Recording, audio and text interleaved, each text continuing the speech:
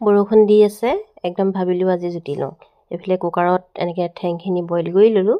এইফালে মা মছলা যোগাৰ কৰি পেলাই তাতে আকৌ ডিম এটা ভাঙি পেলাই ধুনীয়াকৈ ল'লোঁ। বেচন অকণমান দি পেলাই এনেদৰে মিক্স কৰি সানি ল'লোঁ। এইফালে আকৌ মই ভাজি আছোঁ দেই, পেটুখিনি মানে ধুনীয়াকৈ ভাজি আছোঁ। এনেদৰে আপোনালোকে সোৱাদ লৈ নলয় বাৰু, ঠাণ্ডা বতৰত মানে বৰষুণ দিয়া সময়ত। আৰু এইফালে দেখিছেনে, গুটি আলু দুটামান কাটি পেলাই ধুনীয়াকৈ পেটুখিনি ফুটাই ভাজি আছোঁ। দেখি খাওঁ খাওঁ লাগিয়ে গ'ল।